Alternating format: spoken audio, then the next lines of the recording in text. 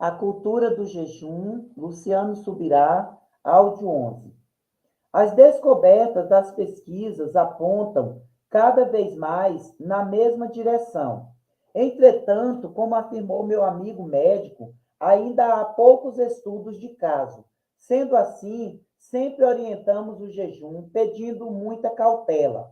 Cada um deve entender de modo prático as respostas de seu próprio corpo à medida que jejua. Os jejuns prolongados, assunto que também tratarei neste livro, requerem cautela ainda maior e acompanhamento médico. Para pessoas saudáveis, no entanto, salvo casos específicos envolvendo diabéticos e pacientes em tratamento médico que não deveriam aventurar-se sem acompanhamento, encerro a questão com as palavras do Dr. Fang. Faz mal à saúde? A resposta é não. Estudos científicos concluem que o jejum traz benefícios significativos à saúde. O metabolismo aumenta, a energia aumenta e a glicemia diminui. As pessoas que justificam não jejuarem por não se tratar de algo saudável, devo dizer que estão ignorando pesquisas e apontamentos médicos robustos. Além disso, creio que muitas delas desconhecem de forma prática os impactos do jejum em seu próprio corpo, especialmente o efeito desintoxicador. Asseguro que é impressionante como o intestino não apenas é limpo, como também se regula depois do jejum. A limpeza na pele é perceptível com poucos dias. Ânimo, vigor e energia são todos positivamente afetados. Valnice Milhomes comenta que morre mais gente por falta de jejum do que de comida. Se houvesse mais jejum, haveria menos doenças. O maior questionamento, portanto, não deveria ser quão saudável ou não é a prática do jejum, e sim se devemos, biblicamente falando, jejuar. Hipoteticamente, se os cientistas comprovassem que orar não é saudável, eu ainda seguiria praticando a vida de oração. Por quê?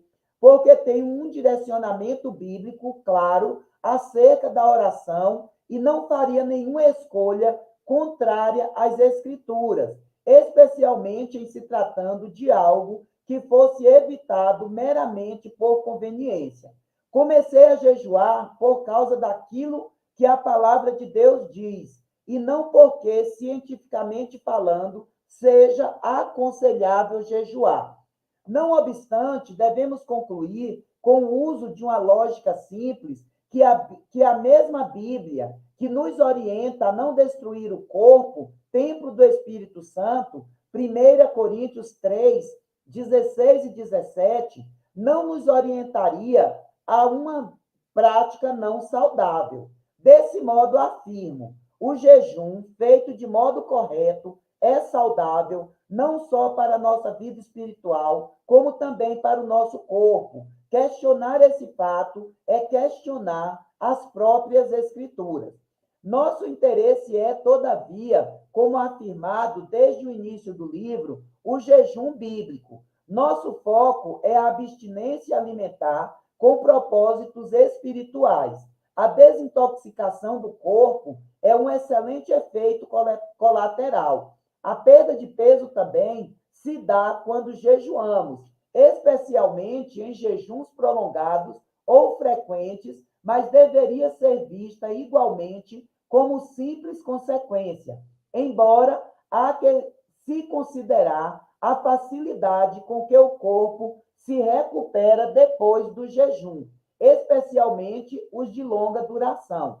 O propósito dessa prática deve ser fundamentalmente espiritual. Não que o cuidado do corpo não seja louvável, apenas entendo que ele, à semelhança de uma vida disciplinada, deve ser praticado continuamente, enquanto o jejum, por sua vez, não se trata de um ato contínuo. Disciplina negligenciada. Alguns não praticam o jejum por ignorância, não conhecem os princípios bíblicos ou talvez não entenderam aquilo que leram. Outros deixam de fazê-lo por negligência, e as razões nesse caso podem variar. Pode ser que não consigam dominar sua própria carne, ainda que tenham tentado algumas vezes, ou quem sabe simplesmente não queiram lidar com o desconforto da parte inicial do processo. Mas o que realmente me incomoda são aqueles que, para justificar sua omissão, tentam criar uma doutrina para sustentar aquilo em que decidiram, por conta própria, acreditar, quando a ordem correta seria que as Escrituras determinassem o que devemos crer e praticar. Já vi, por exemplo, o uso da afirmação de Paulo: não é a comida que nos torna agradáveis a Deus, pois nada perderemos se não comermos e nada ganharemos se comermos. 1 Coríntios 8:8, como alegação de que comer ou deixar de comer, no final das contas, é tudo a mesma coisa. Para começo de conversa, o contexto da afirmação nos versículos anteriores e posteriores era abster-se ou não de alimentos específicos.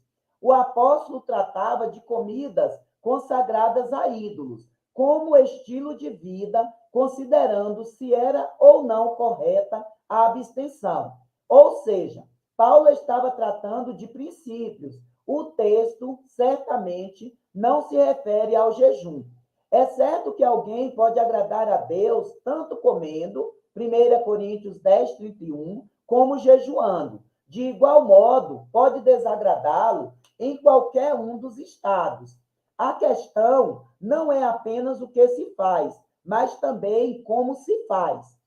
Aliás, vale dizer que um dos pontos principais do ensino de Jesus acerca do jejum dizia respeito a não o praticar com a motivação errada.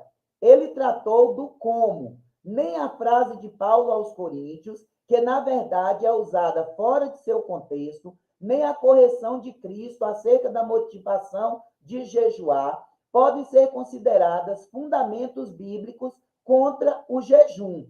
Creio que há um chamado divino para que a igreja contemporânea redescubra a prática do jejum e, dessa forma, avance a uma nova dimensão de relacionamento com o Senhor. Para que isso aconteça, é necessário adentrarmos, da mesma forma, em uma nova dimensão de entendimento a respeito dessa tão importante disciplina. É fato que, para muitos cristãos, tal compreensão ainda se encontra um tanto distante. John Wesley, fundador do metodismo, comentou acerca dessas complicações que são criadas em torno do assunto. De todos os meios de graça, o jejum tem sido o mais mal compreendido. Dificilmente haveria outro assunto dentro da religião no qual os homens tenham chegado a maiores extremos. Alguns o exaltam acima de todas as escrituras e da razão. Outros o desconsideram por completo. Parece estarem vingando-se ao desvalorizá-lo, tanto quanto outros o supervalorizaram. Alguns falam sobre o jejum como se fosse o máximo do máximo, se não for o fim em si mesmo. Parece-lhes estar infalivelmente ligado a ele. Outros dizem que não significa absolutamente nada. É um trabalho infrutífero, sem relação alguma com a graça. Ora, é certo que a verdade está entre um e outro. O jejum não é o máximo do máximo, também não é nada. Não é um fim, mas um meio precioso. É um meio ordenado pelo próprio Deus. É o meio pelo qual, devidamente empregado, Deus certamente nos dará a sua bênção. Mahesh Chavda, pastor queniano, radicado nos Estados Unidos, um dos maiores jejuadores contemporâneos, a quem já citei e ainda citarei várias vezes, declarou: quase todo cristão com quem conversei tinha alguma questão e alguma ideia errada sobre o jejum. É com tristeza que afirmo que o jejum é uma das questões mais mal compreendidas da Bíblia. Esta é a razão pela qual escrevi este livro, promover reflexão e entendimento bíblico correto. Continuaremos a caminhar juntos ao longo dos capítulos, construindo progressivamente a visão que devemos ter como cristãos sobre o jejum. Capítulo 5. Estimulados a jejuar. O jejum ajuda a expressar, aprofundar e confirmar a resolução de que estamos prontos a sacrificar qualquer coisa, até mesmo nós mesmos, para alcançarmos o que estamos buscando para o reino de Deus.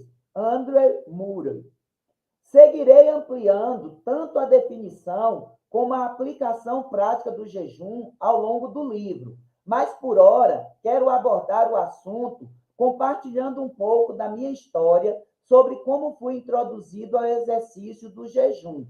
Acredito que a prática do jejum deva não apenas ser explicada à luz das Escrituras Sagradas, como também precisa ser estimulada entre os santos.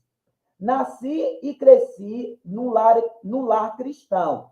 Logo, ouvia falar sobre jejum desde criança, embora por muito tempo ignorasse seu significado e propósito, já que havia ouvido mais menções à prática do que, de fato, explicações. Sabia pelo ambiente ao qual me encontrava exposto que jejuar implicava não comer. Testemunhei por muitos anos meu pai, Juarez Subirá, atender a uma convocação de líderes da denominação, na qual fora ordenado ao pastorado para jejuar no feriado do dia 15 de novembro, data em que comemoramos a proclamação da República, em favor de um avivamento em nossa nação. Sei que não era a única ocasião em que ele jejuava, mas era evidente que papai possuía um compromisso anual com a intercessão naquela data simbólica. Nunca soube se meu pai fez algum jejum maior que 2 dias. Esse é o período mais longo de jejum que lembro tê-lo ouvido mencionar. Aliás, vale ressaltar que, na época, havia uma crença generalizada de que não se deveria falar, em hipótese alguma, sobre as experiências pessoais de jejum. Tal entendimento equivocado provinha de uma interpretação igualmente errada do ensino de Jesus acerca dessa tão importante disciplina da vida cristã. Podemos comentar que jejuamos? Certas pessoas são extremistas quanto à descrição do jejum, enquanto outras, por sua vez, à semelhança dos fariseus, incorrem no erro de tocar trombeta diante de si. Tocar trombeta entre aspas. Entretanto, um erro não nos deveria levar a outro.